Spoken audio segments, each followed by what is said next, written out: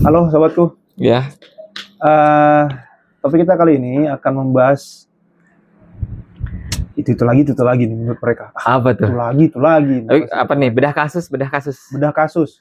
Heeh. Tapi sebenarnya tetap ke pola asuh. Tapi Ya. ini kita bedah kasus.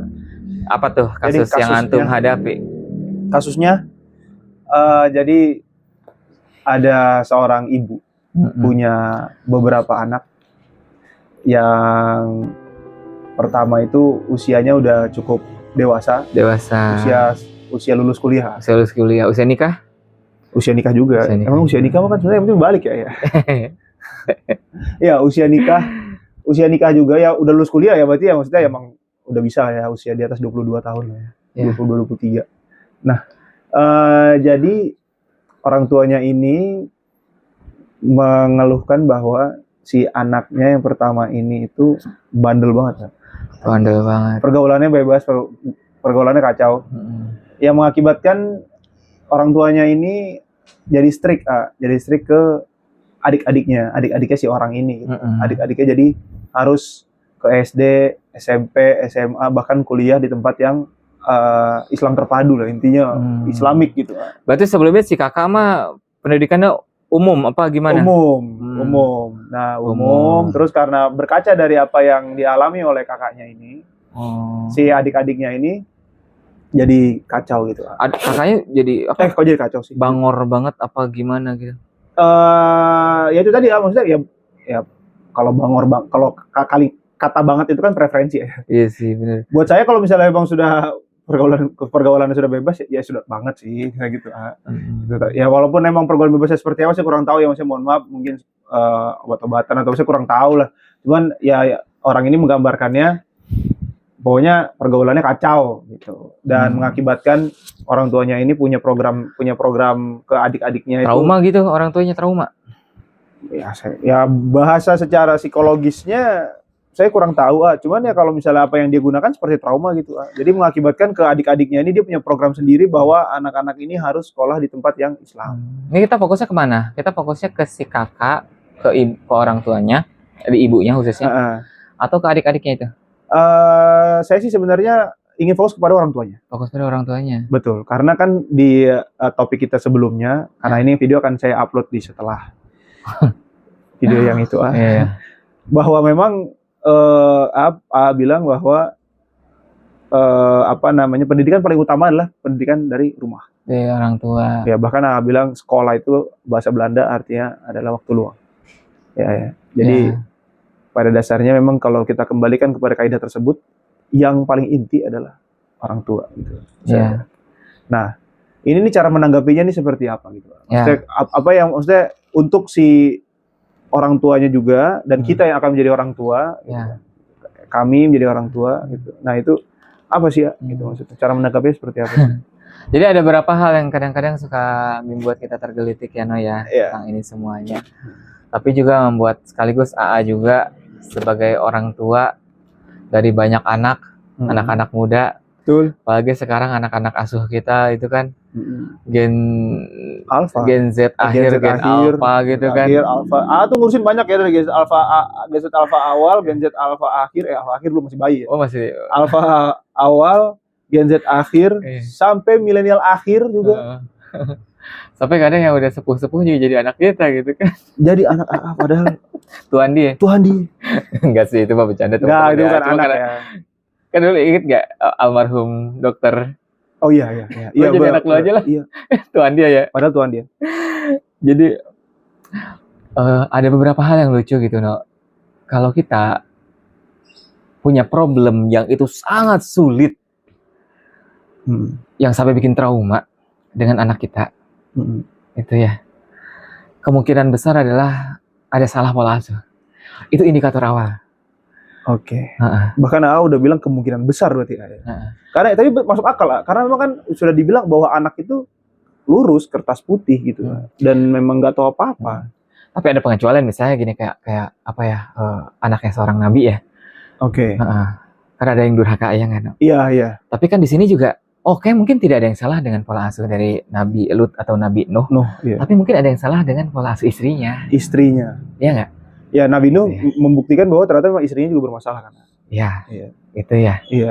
Seperti halnya tidak ada yang salah dengan pola asuhnya Nabi Musa walaupun diasuh sama Fir'aun ya. Iya. Karena punya ibu yang luar biasa itu. Asia.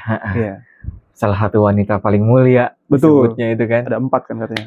Salah satunya beliau. Oh, wanita paling mulia istri Fir'aun. Istri Fir'aun. Bayangin. Masya Allah dong. Wah itu gila banget itu. Gila banget. Itu gila banget. Kan? Ya, oke. Terlepas dari itu semuanya gitu ya. Jadi apakah ini semuanya membuat kita berkaca atau tidak gitu ya? Mohon maaf ya teman-teman ya. Jawaban AA seringkali mungkin tidak terlalu enak untuk didengar oleh semua orang. Cuma kalau ketemu langsung sih seringkali agak tega ya. Iya betul. Tapi kan bentuknya ini online ya. Iya.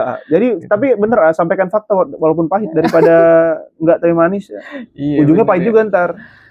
Jadi sebelum kemudian kita mengambil keputusan yang lain, kita coba evaluasi dulu cara kita ngasuh anak kita gitu. Cara kita ngasuh si sulung itu. Karena mungkin bisa jadi kesalahannya bukan pada sekolah yang dia ikuti. Ya nggak sih? Bukan pada kampus yang kemudian dia kuliah di sana. Tapi karena kita ngajarin anak kita dengan cara yang tidak tepat. Tapi kalau kita, mohon maaf, ini mah semoga salah ya. Tapi kalau lihat gayanya nih, si ibu ini langsung ngambil keputusan, langsung, oh anak pertama salah, anak pertama gagal gitu ya. Iya. Ngomong seperti itu aja, itu sebuah kegagalan dalam ngasuh, no. Karena kita tidak boleh menilai seseorang, apalagi anak sendiri, hanya dalam satu situasi atau hanya dalam satu kegagalan. Gitu ya. Apakah keseluruhan hidup dia gagal gitu? Karena nilai matematikanya jelek? Atau misalkan karena tadi pergaulannya, mungkin bisa jadi pergaulannya jelek tapi nilai matematikanya bagus. Bisa jadi. Kita tidak tahu. Eksaknya kan? Bagus gitu. Mungkin bisa jadi, no. Atau misalnya oke dia pergaulannya buruk banget, tapi cara dia bergaul, teman-temannya nyaman atau apa, terlepas dari impact-nya bagaimana, gitu ya. Iya. Maksudnya manusia tuh nggak ada yang sampai 100% buruk, itu kan nggak ada ya. Itu nggak ada manusia yang seperti itu, kita tuh bukan iblis. Dan ketika kita orang tua hanya bisa menilai kayak gitu, itu udah sebuah kesalahan juga, no. Artinya kita menutup diri kita untuk melakukan perbaikan dan menerima bahwa kita itu salah gitu. Dan bahkan itu aja kita langsung nyalahin lingkungan kan, kita nggak evaluasi diri dulu ya. Betul. Gitu, karena moral yang terbentuk di detik ini bukan terjadi pada detik ini, tapi dia adalah tabungan dari yang sebelum-sebelumnya. Dari bahkan anak ini masih dikandung. Dari belum dikandung tuh, ya. Cuma di sini aja nih ya cara ibunya ngambil keputusan itu kan udah kelihatan. Oh ternyata sepertinya si ibu ini cenderung memiliki karakter yang fixed mindset ya. Jadi sebuah cara berpikir tertutup gitu. Ini salah, ini benar, ini bagus, ini jelek. Gitu. Oh, sekolah di umum jelek. Padahal sekolah di umum ada yang menghasilkan menteri, ada yang menghasilkan presiden, ada yang menghasilkan ulama, ya nggak? Betul. Ada dong. Ya kalau tadi kita nyebut, mohon maaf, menteri, presiden ya udahlah. Tapi menghasilkan ulama gitu, luar biasa gitu. Iya, no, iya nggak sih? Iya kan? Betul. Iya nggak? Jadi bukan salah sekolah umumnya. Artinya memang ada di luar itu yang perlu kita evaluasi. Atau misalnya dari semua tempat yang sama yang diikuti oleh anak kita, ternyata yang punya pergaulan buruk itu cuma anak kita gitu. Yang lain insya Allah baik-baik aja. Bener-bener aja. Gitu. Coba ditelusurin sekolahnya si ibu nih ya. Bahkan mungkin bisa jadi di antara temen tongkrongannya yang mereka sudah melegalkan hubungan bebas, pergaulan bebas. Ternyata ada gitu orang-orang yang masih bisa menahan diri untuk tetap menjadi permata di antara lumpur gitu misalnya. Ikut mainnya aja ikut gitu. Mainnya aja. Gitu kan. Karena emang tadi balik lagi ke situ. Gitu kan ya. Dan di sini sudah jelas gitu ya, pemahaman yang seperti ini langsung nyalahin, langsung itu trauma yang kemudian berasal dari toksiknya pikiran kita, itu yang perlu kita ubah. Gitu. Apalagi misalnya mohon maaf. Karena teman-teman mohon maaf, semua orang wajib belajar ilmu agama, tapi apakah semua orang harus menjadi ulama? Belum tentu. Tidak semua orang cocok jadi ulama. Betul. Seperti halnya tidak semua orang cocok jadi dokter. Betul. Ya nggak? Betul. Tidak semua orang cocok jadi arsitek. Tidak semua orang cocok jadi atlet. Betul. Gitu ya. Ada orang yang jadi dokter, tapi kesolehannya lebih tinggi daripada ulama. Ada nggak? Ada. Ada. Pasti ada. Ya nggak? Betul. Ya kan, no? Banyak bisa jadi tanpa sepengetahuan kita. Iya. Ada orang jadi atlet, tapi kesolehannya jauh lebih tinggi daripada ulama. Kita tidak berbicara tentang keilmuannya ya, kita berbicara kesolehannya aja. Kesolehannya, iya.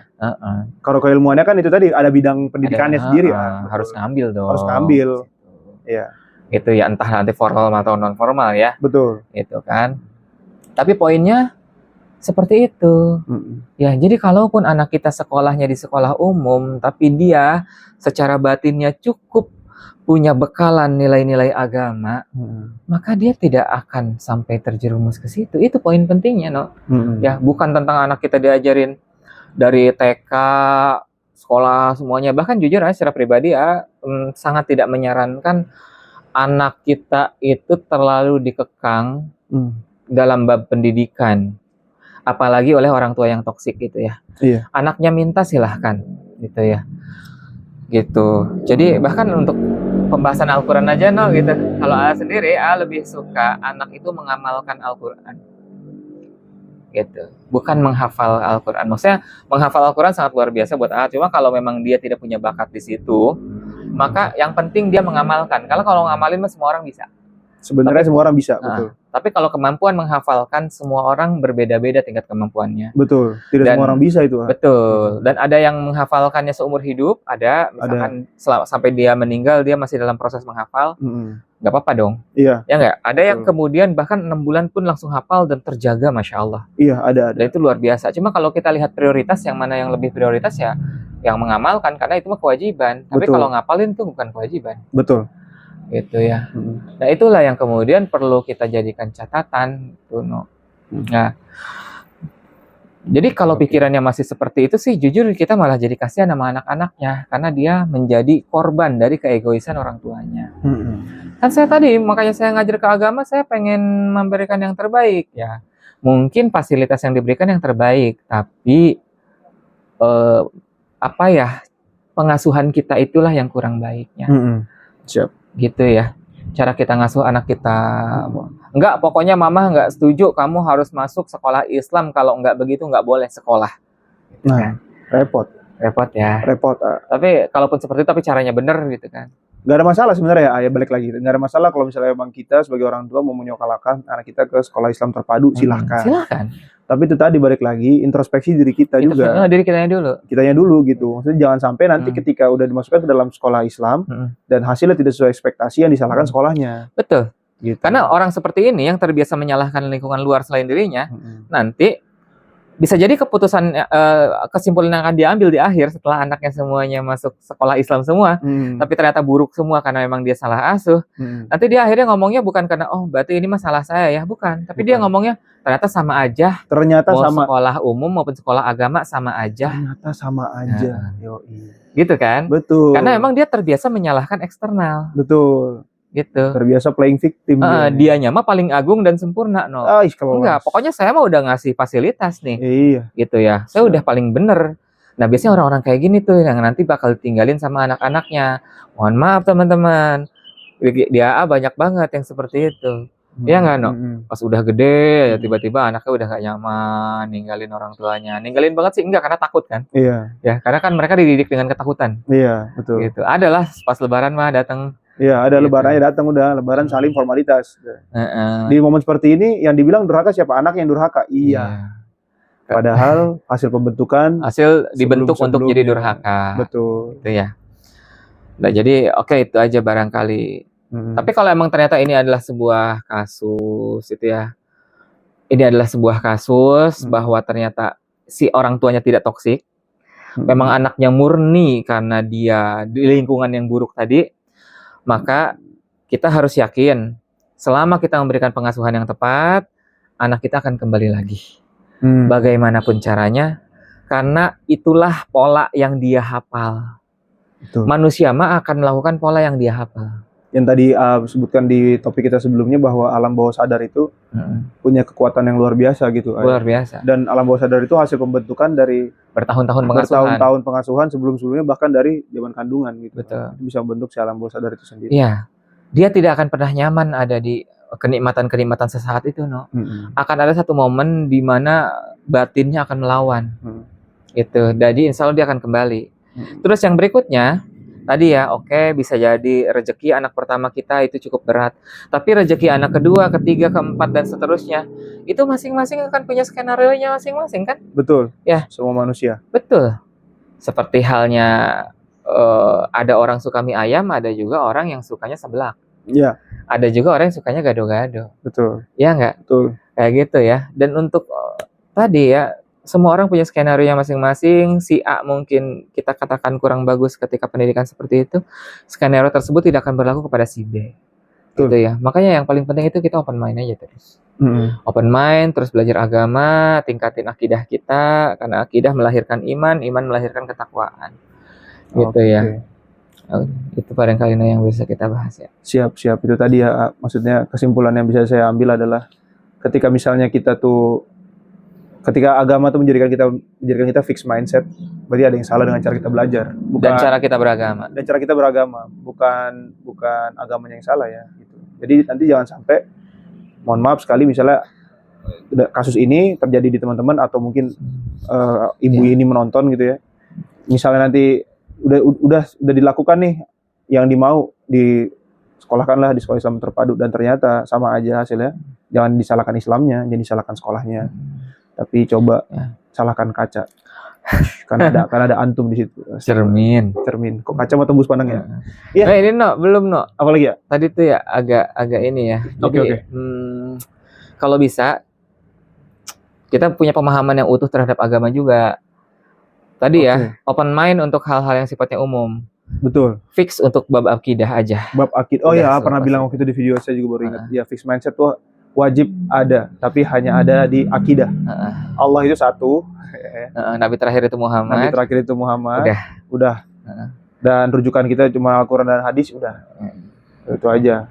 Jadi tetap ada fixed mindset dalam kehidupan kita, tapi itu aja. Sisanya harus ada banyak fleksibilitas. Ada banyak sekali fleksibilitas. Ketika misalnya di luar itu ternyata kita masih fixed mindset, berarti ada yang salah aja. Iya, ibadah kan wajib nih ya. Betul. Tapi banyak mazhab fikihnya. Betul, ya, banyak mazhab fikihnya. Bahkan Allah juga menciptakan kemudahan-kemudahan dalam berbagai situasi. Itu bahkan dalam hal yang wajib aja gitu. Betul. Dalam hal yang wajib aja begitu Allah tuh ya.